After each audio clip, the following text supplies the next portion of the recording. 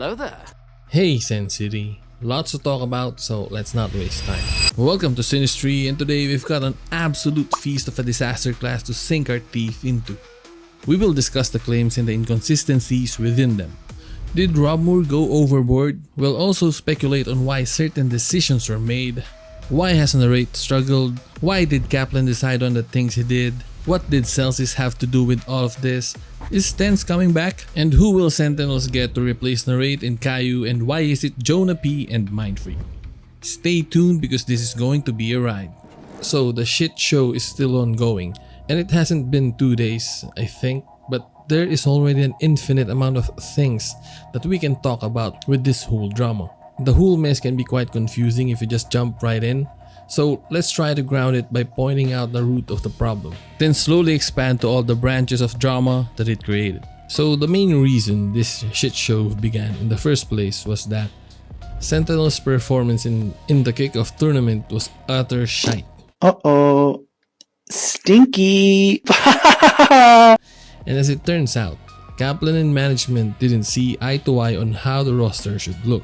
So let's look at the first disagreement. Sen management wanted johnqt to stay in the IGL role, but Kaplan wanted zellsis.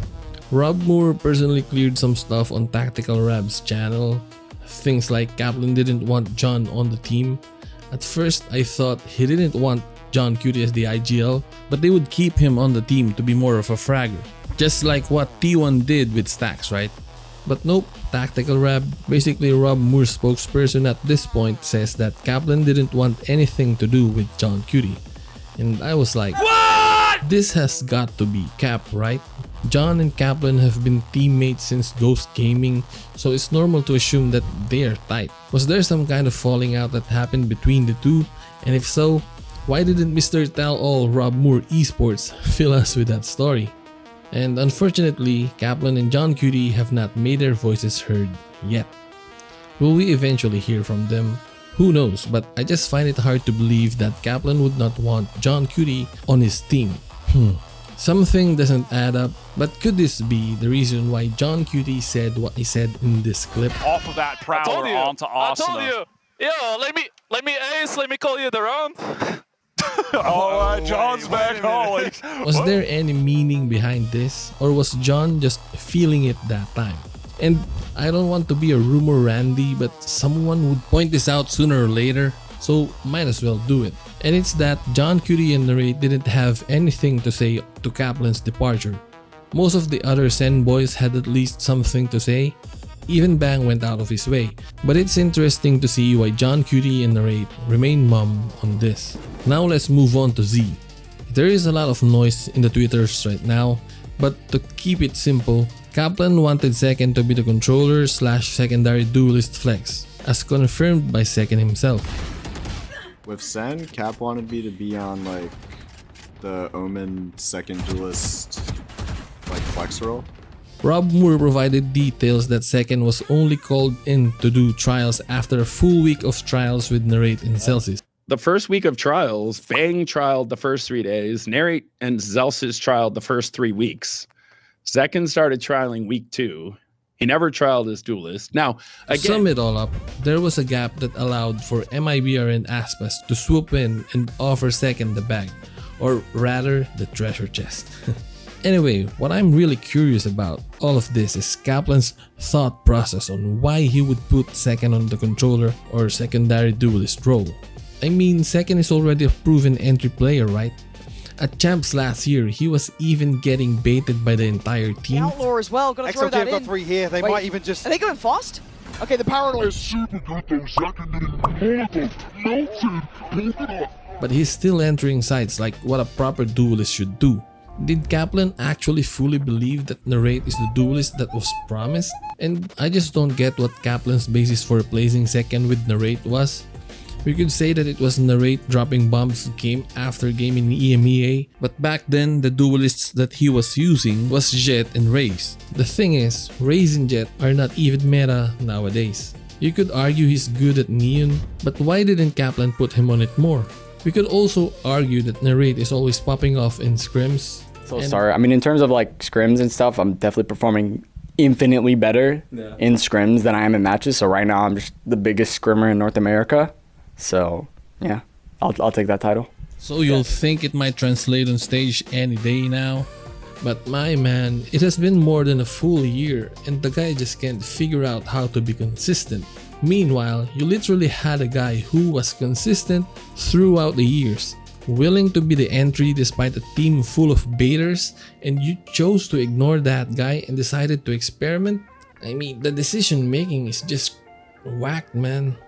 I mean, it would be one hell of a revelation if we get Kaplan's side of the story, but with the looks of it, I think he decided that he'd rather stay silent on the situation, at least for now. Anyway, what are your thoughts on this? Because if you noticed, I haven't even pointed out Narrate's performance this kickoff, and the shift didn't make sense already. Specifically, let me know what you think was Kaplan's logic or reasoning as to why he did what he did. Now, let's talk about Narrate a bit more. It's all but confirmed that he's out of Sentinels now. Guys, if you look at the tweets and everything, you really can't infer that I'm not off the team. I already said this, but from my understanding, I'm not going to trial, but like based just organizationally, they don't want to trial me. But even if Ewok wanted to trial me, I would say no. I just wouldn't trial. But there are a couple of questions that he left us with. Something happened in October which made me not want to play for the team at all, but contractually I was kind of forced to, because even like before they like officially like dropped me, I was gonna bench myself anyway. Like I was gonna bench myself after the 100 Thieves match, I think. Stop the cap. Whichever the third match was, I think it was the 100 Thieves match. I was gonna bench myself, but I was convinced to play another match. But I mean, technically you're never forced to play. Like you're not forced to play. You can always bench yourself at any time if you don't want to play for a team. But obviously you're just gonna get your contract terminated, and it's not a good look. But the weird thing is, he said he didn't want to play for Sen anymore. So why didn't he bench himself in October? I get that it's not a good look, but if it's for your own good, then why not do it? If you're actually a talented player, you would not be scared to do this, because pretty sure teams are going to pick you up if you tell them the story, if you tell them that you were not in a position to succeed, right? Are we missing something, or is this just Narrate coping? So now it's time to connect the dots. So the thing that Narrate mentioned that happened in October was the conversation of Kaplan pushing Narrate to be the main duelist while Zekken and Jonqt are out of Sentinels. But then management rejected the idea.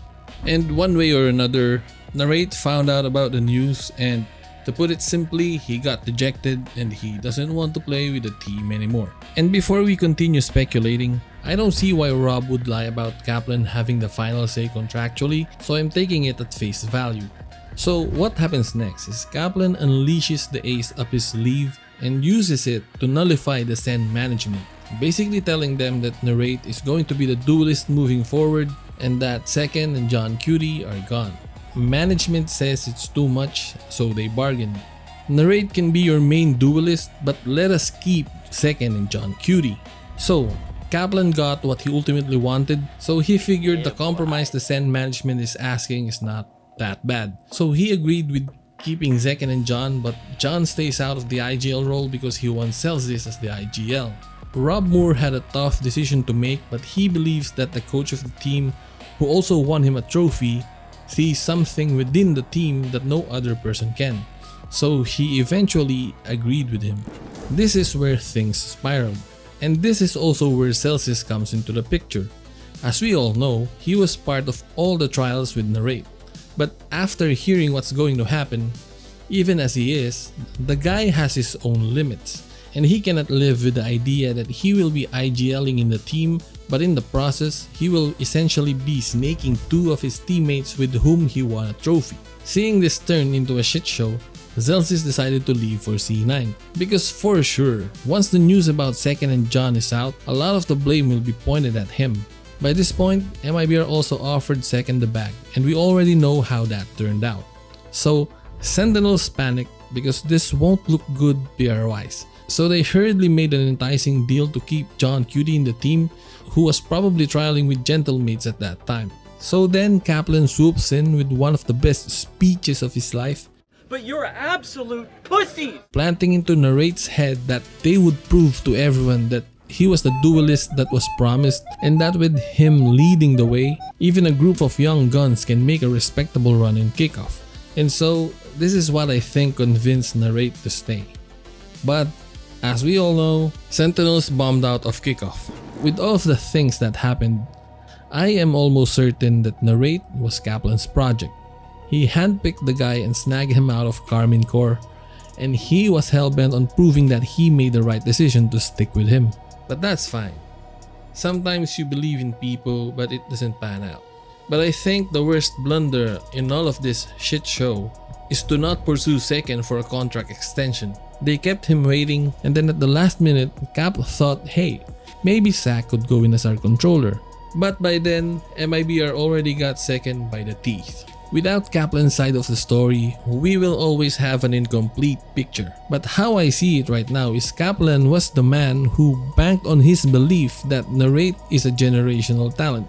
But the thing is, Cap could have let him go after Paris because Narrate explicitly said he didn't want to play for Sen anymore at that time. But Cap does not look like the type to quit on someone. We all know that Kaplan is a wholesome, genuine, and kind person. And he believed that everything would work out in the end. And he rode that belief to the very end, which ultimately led to his own demise.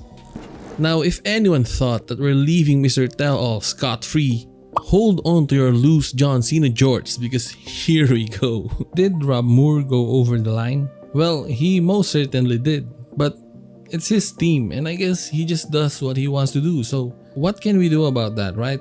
But if I were the owner of Sentinels and I was already in this situation, I would have kept Caillou because he's basically just caught in the crossfire. I mean, the guy was just trying to do his job.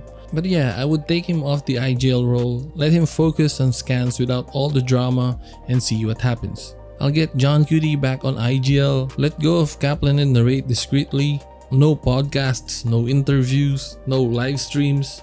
I'll just let the speculation work its magic and hope the community can put 2 and 2 together and figure out a bit of things.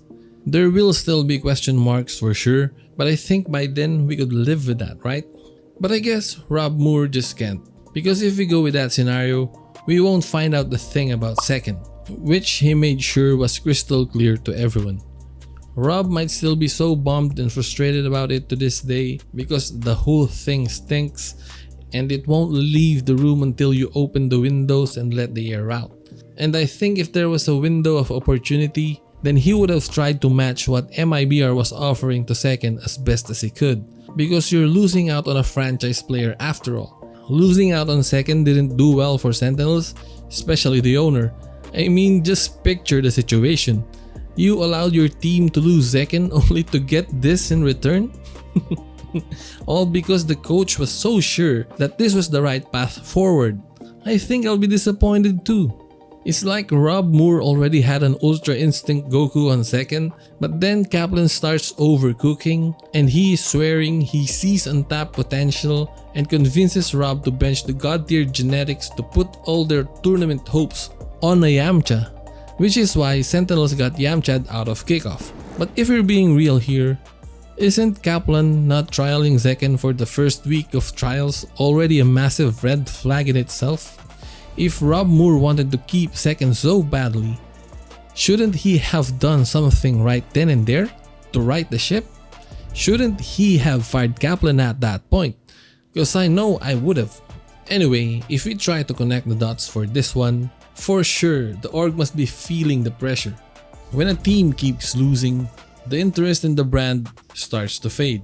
Back in the day, it was fine. It didn't matter if they kept losing because they had tenz on the roster. So they maintained a sense of relevancy. But now they don't have a name to anchor their brand into. So they need this team to perform. They need the team to be good, not only because it is part of their mission, vision, short-term, mid-term, or long-term goals or whatever, but also because it would be very bad for business if people starts losing interest in the brand. Okay, I said we will discuss if tenz is coming back, but I deleted the entire 4-minute section because it's too long but it didn't add a lot of value. But to summarize, I discussed the stuff Sen and Riot would need to do to get tenz back, and those are his sponsors, his agency, and his schedule. I also had a nuclear option if this does not work, which is to have tenz team up with FNS, Som, Tariq, and Sassy as a streamer team. So that's that. So the Sen trials are probably still going, but I already know what the people want. And if it's not JonahP they're getting, I think the fans would be disappointed. There's just no way around it. It's gotta be JonahP, right? Not only does he improve the team, but he also provides a boatload of narrative for Sen City. Imagine this, JonahP joining Sen to take down his former team, his former friends in G2. It doesn't get more poetic than that. And if we're also clout maxing, then there's no better option than Mindfreak. People in Pacific would literally explode. You want sales? Just provide free shipping to APAC and people would be buying that Sen Mindfreak jersey in a heartbeat. I know this because I'll be one of those guys. And with this, not only does the team improve, but you also get ultimate clout. It doesn't get any better than this. But you know, Mindfreak is a bit far away from NA, so I would understand if it were some other player from the region. The anticipation of seeing who these new players are is getting me excited. Anyway, to wrap up this massive shit show, Kaplan made a mistake, but that doesn't mean he's a bad coach. Rob Moore will do whatever he wants because it's his team and there's nothing you can do about it. The rate is not built for the bright lights. We lost second for nothing. Tenz is not coming back. And before I forgot, that thing where Rob Moore said in the beginning of the season that the previous roster was for the long term is basically a cover-up of what happened. So yeah. The Sen trials is ongoing. If it's not JonahP Sentinels is signing, the fans may riot. If you don't think it's JonahP, then who's your bet? As always, I'll see you guys in the comments. Leave a like if you enjoyed, hit that sub button so you don't miss out, and I'll see you in the next one. Peace.